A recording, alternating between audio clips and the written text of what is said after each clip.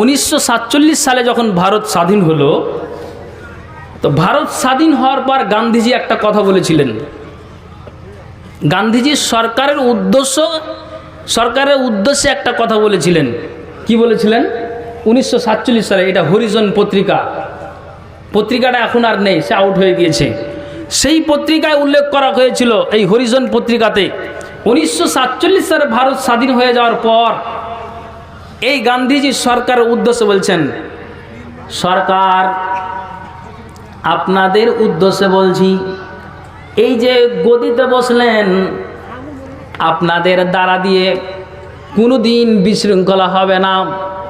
আশা করা যায় ভারতবর্ষটা খুব যেন সুন্দর চলবে।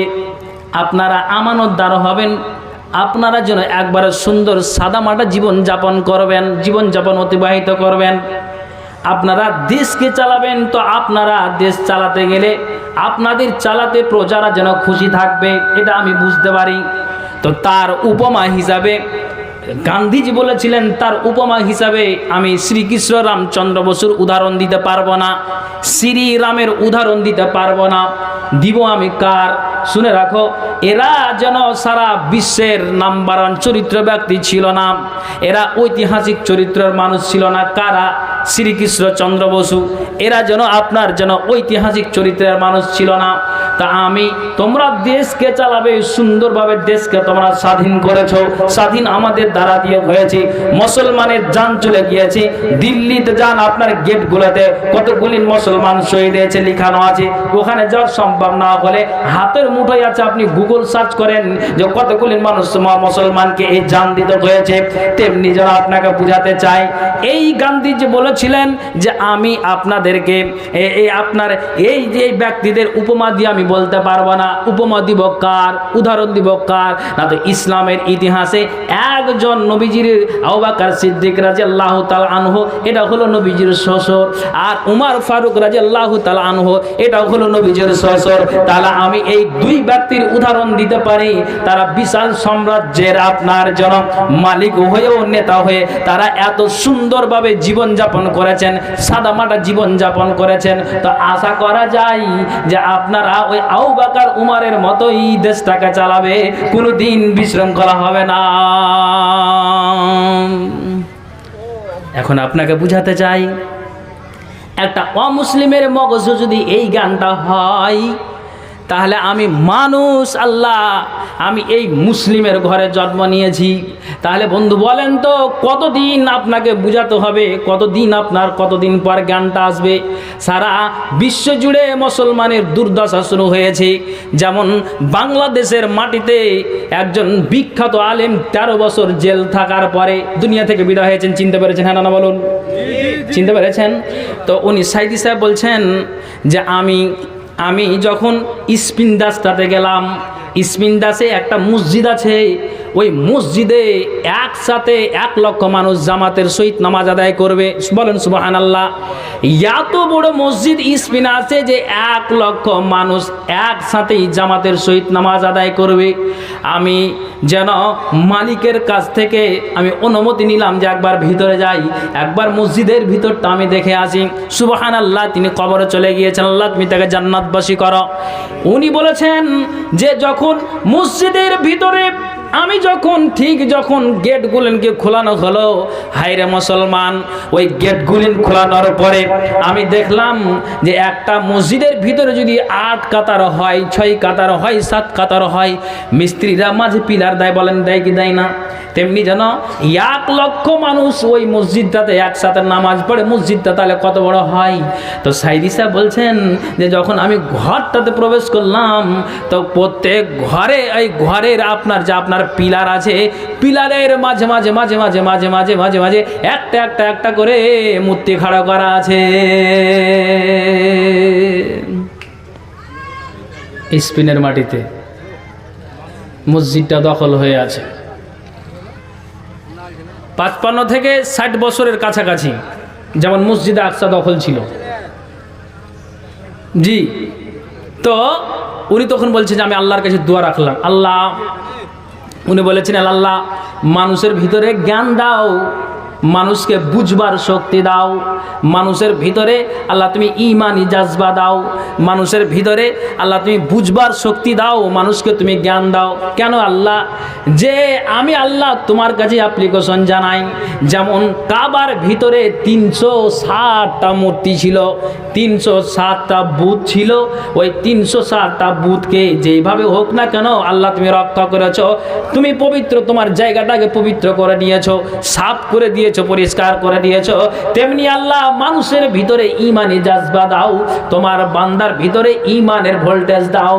ঈমানের ভোল্টেজ দিতে গেলে আল্লাহ এটা বিশ্বাস করা যাবে যে মুসলমান যথেষ্ট হয়ে যাবে, তারা আর কোনোদিন মুসলমানকে পরাস্ত করতে পারবে না। তাই এখানে প্রত্যেক পিলারে পিলারে যে মসজিদের আপনার যেন মূর্তিগুলো খাড়ো করা আছে, তার একটাই কারণ মাবুদ রে, যে আল্লাহ মানুষের ঈমান হারিয়ে গিয়েছে, মানুষের ঈমানটা আউট হয়ে গিয়েছে, মানুষেরা অন্ধকারে পড়ে আছে, বাঁকা পথে পড়ে আছে, সুপথটাকে ছেড়ে দিয়ে মানুষেরা কুপথে আছে। হায়রে মানুষ, কাজে আল্লাহ তোমার কাছে অ্যাপ্লিকেশন জানাই, যেইভাবে হোক না কেন মানুষের ভিতরে তুমি শক্তি দাও। এখন আপনাকে যে কথা বলছি, চোখের পানি আপনি ফেলে দেন, আপনার চোখের পানি পড়তে পড়তে রক্ত যদি আপনার প্রবাহিত হয়ে যায়, আর ভিতরে যদি আপনার ঈমানের তাজাটা না হয়, ঈমানের ভোল্টেজটা যদি আপনার ভিতরে না থাকে, তাহলে এটা মাথায় উঠে নিতে হবে। কোসমিন কালে এই মুসলমানদের দ্বারাতে মসজিদ আকসা কোনোদিন জয় হতে পারে না। কথা ঠিক বললাম না ভুল বললাম বন্ধু? তাহলে এগুলো মাথায় উঠাতে হবে। আমি আপনাকে এটাই বুঝাতে চাইছি, একটা গান্ধীজি অমুসলিম, তারপর তার এইভাবে গান হচ্ছে, হেরাকেল চিঠি পাওয়ার পর তার মগজে এটা উঠছে, তা আপনার কখন উঠবে? এই জন্য আল্লাহ তাআলা কোরআন বলছে, আল্লাহু ওয়ালিউল্লাযীনা আমানু ইখরিজুহুম মিনায-যুলুমাতি ইলান-নূর ওয়াল্লাযীনা কাফারু আউলিয়াউহুমুত তাগুতু ইখরিজুনাহুম মিনান-নূরি ইলায-যুলুমাত উলাইকা আসহাবুন নার হুম ফিহা খালিদুন।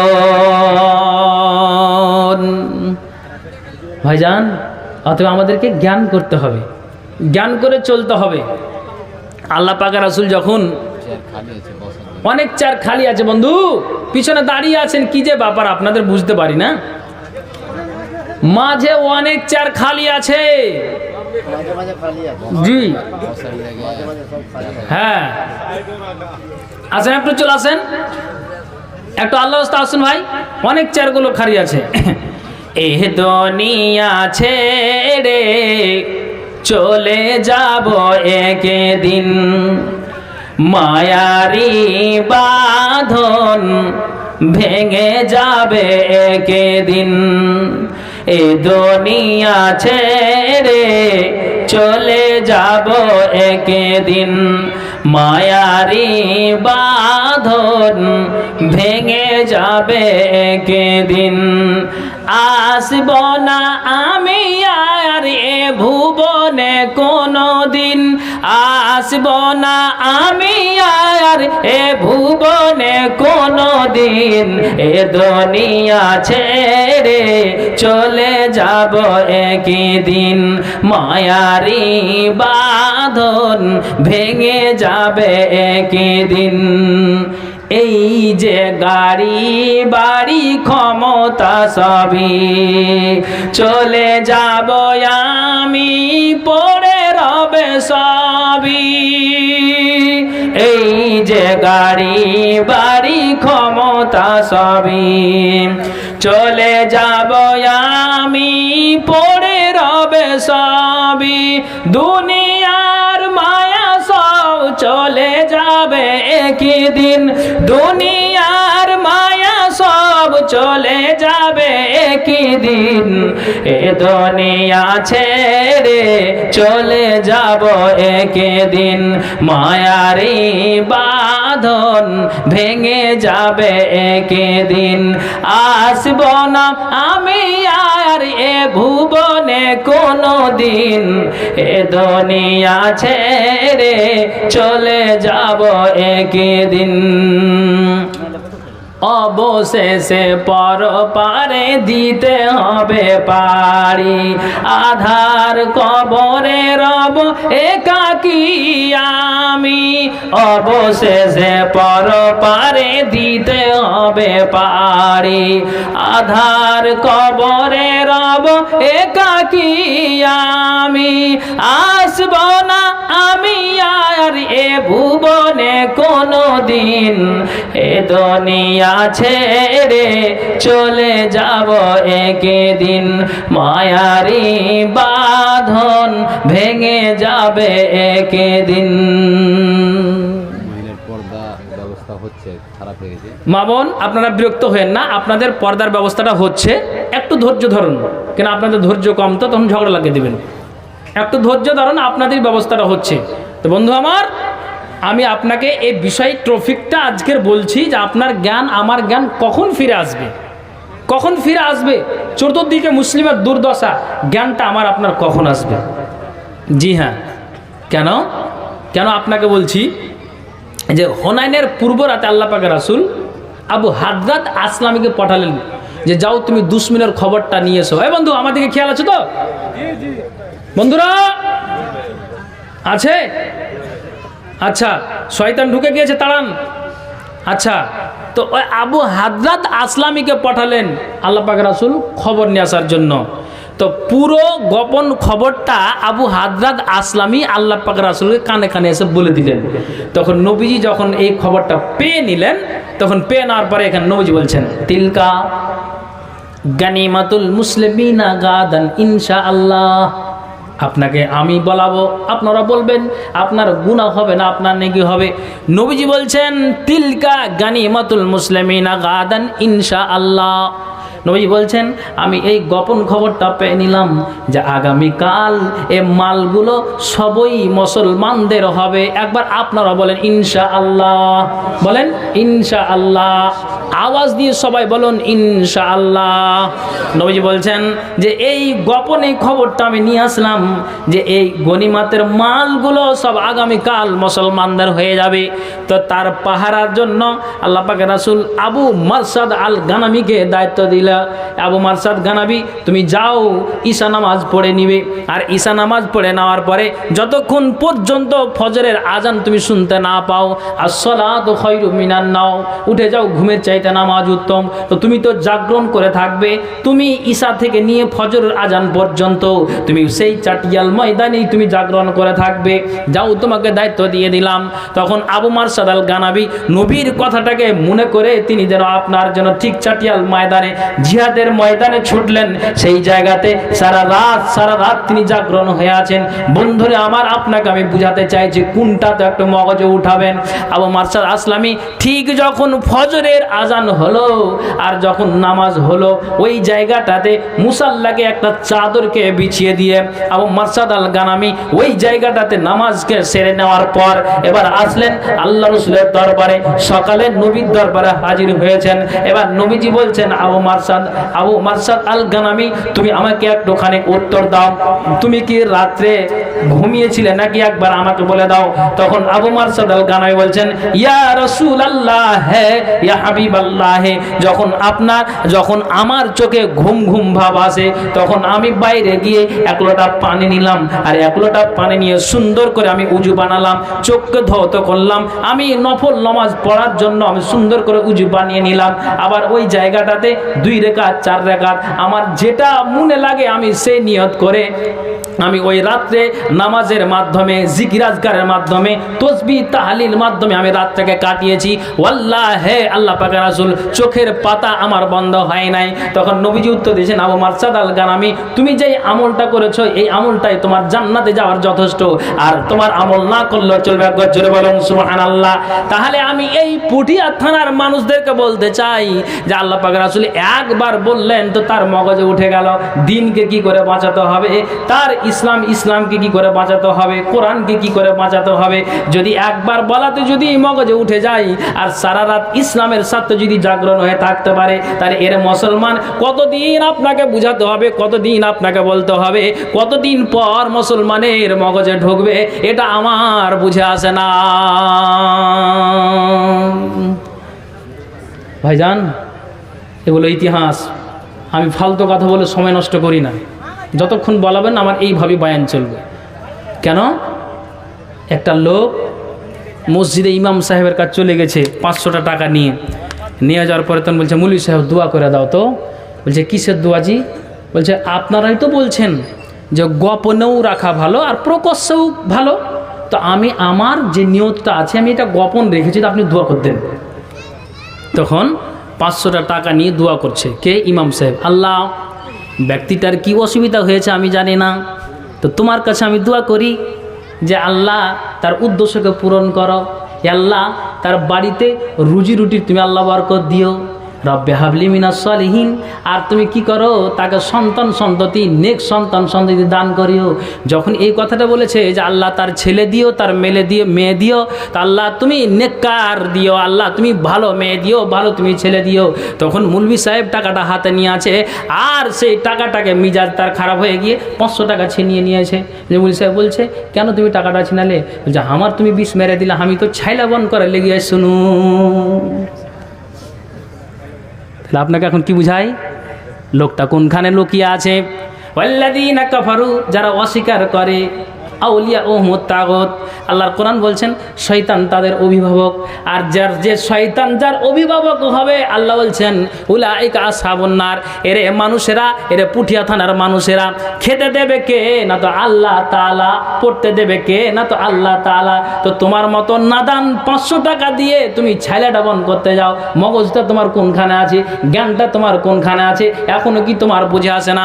আল্লাহ বলে দিয়েছেন, আমি কাউকে ছেলে দিই, কাউকে মেয়ে দিই, কাউকে আমি কিছুই দিই না, ব্যাপারটা আমার হাতে। তাহলে তোমাকে তোমার বিবির নাড়িতে যা আছে তুমি তাই নিয়ে নাও, রুজির মালিক আমি আল্লাহ। তাহলে তুমি অন্ধকারে ডুবে আছো, তুমি জাহান্নামের পথকে বেছে নিয়েছো, সুপথে নাও তুমি কুফাতে আছো।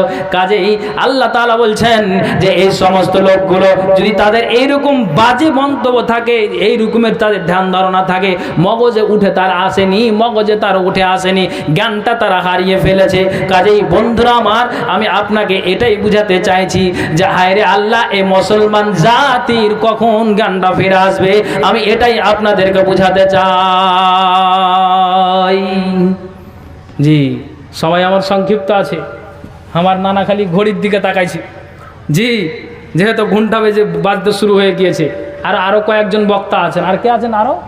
আরও 2 জন আছেন, বুঝতে পারলেন? 2টাই আইডিয়া বক্তাজি বাইন্ধে থুয়ে এসছি।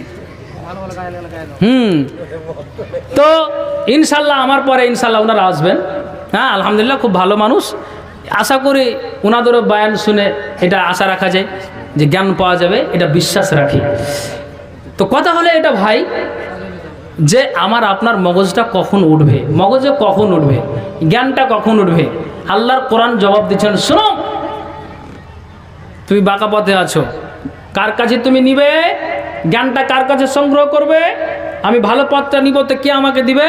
তা আল্লাহর কোরআন বলছেন, ইয়া আইয়ুহাল্লাযীনা আমানু, মুমিনেরা শোনো, ইত্তাকু, তোমরা আল্লাহকে ভয় করো, ওয়া কুনু মা'আস সাদিকিন, এবং সত্যবাদী লোকদের সান্নিধ্যে অবস্থান করো, যারা পরেজগার, যারা দিনদার, যারা আল্লাহওয়ালা, যারা আল্লাহ ভীরু, যারা কোনোদিন যারা অন্যায় পথে যায় না, যারা কোনোদিন হারাম পথে যায় না, যারা কোনোদিন অন্যায় কাজে জড়িত হয় না।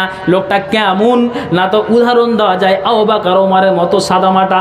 লোকটা দিন কাটায়, লোকটা রাত কাটায়, তো লোকটা এতটাই সাদামাটা হয়ে যেন রাত কাটায়।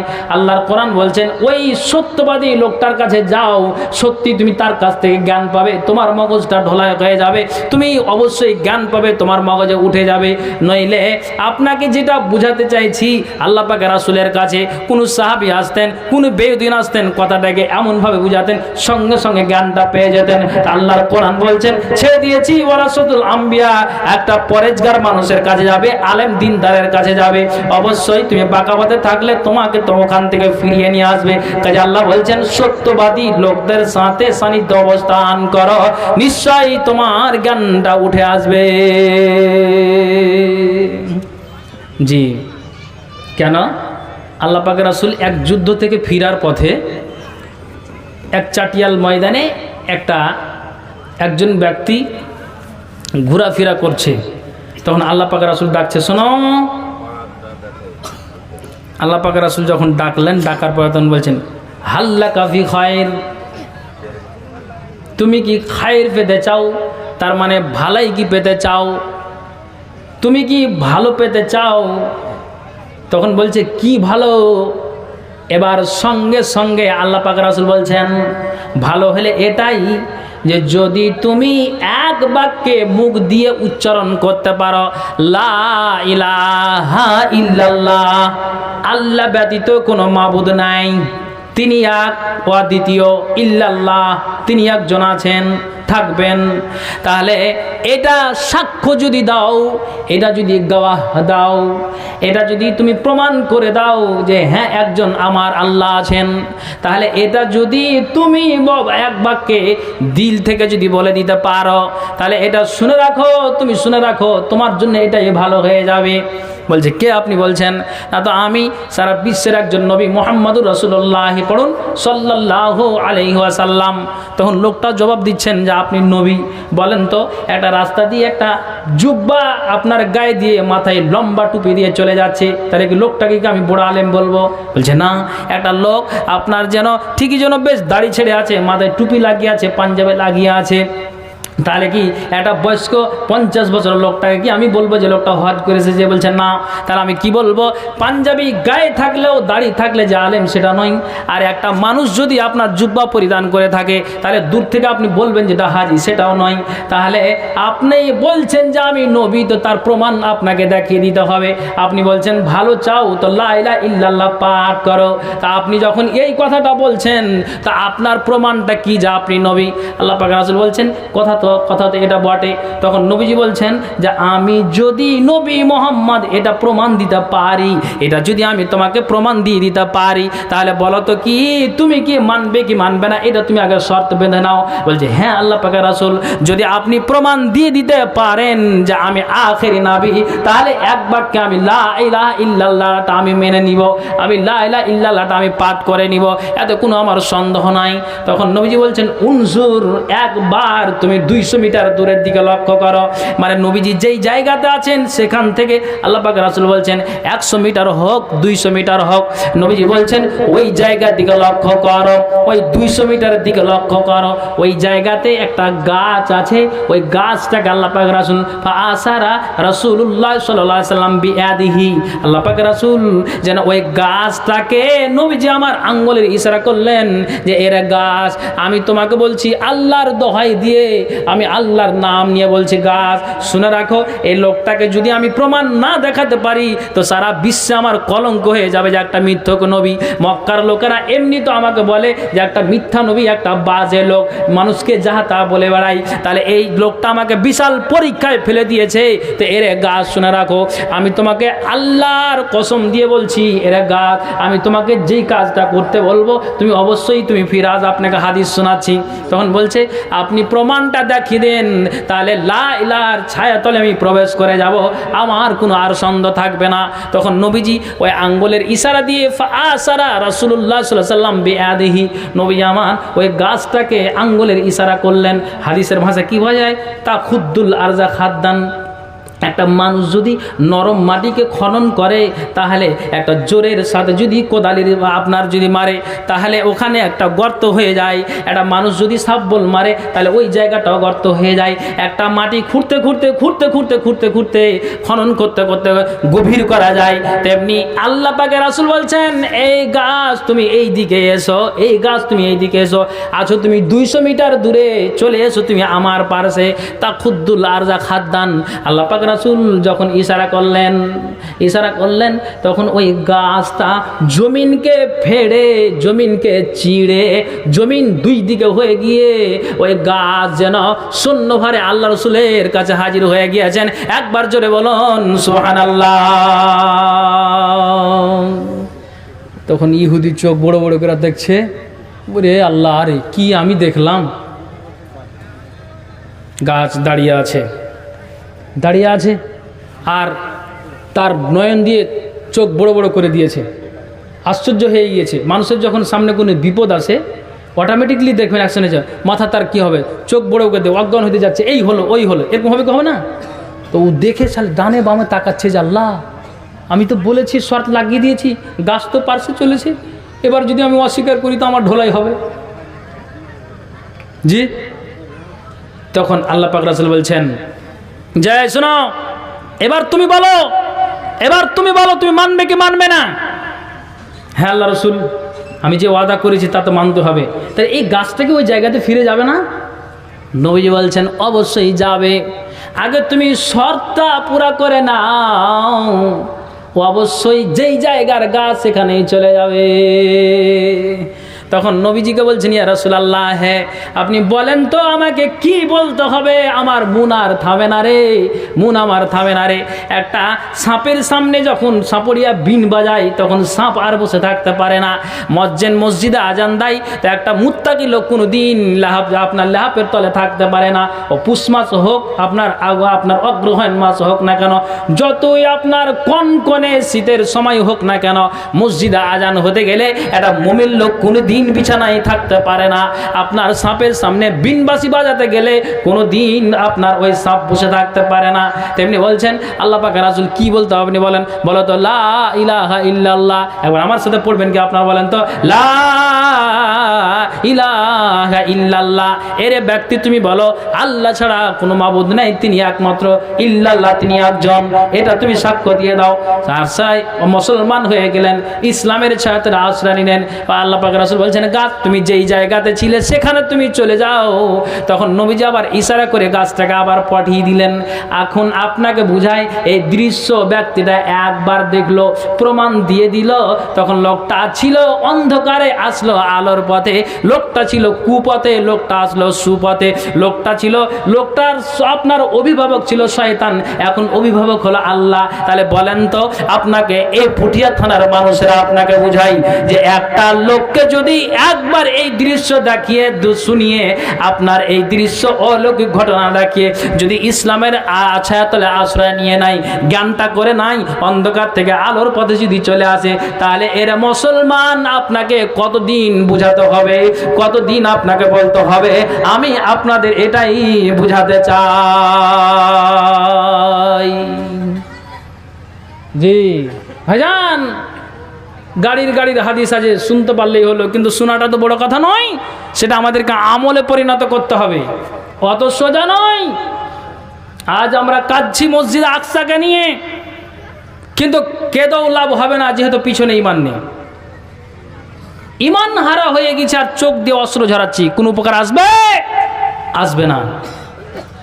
অতএব বলছে আপনাদেরকে, মাথায় জ্ঞান করুন, বুঝার আল্লাহ শক্তি দিয়েছেন, দেখার জন্য আল্লাহ কান দিয়েছেন, শ্রবণের জন্য আল্লাহ তাআলা দেখার জন্য চক্ষু দিয়েছেন, শ্রবণের জন্য আল্লাহ তাআলা কান দিয়েছেন, আল্লাহ বুঝবার জন্য আল্লাহ অন্তঃকরণ দিয়েছেন, দিল দিয়েছেন।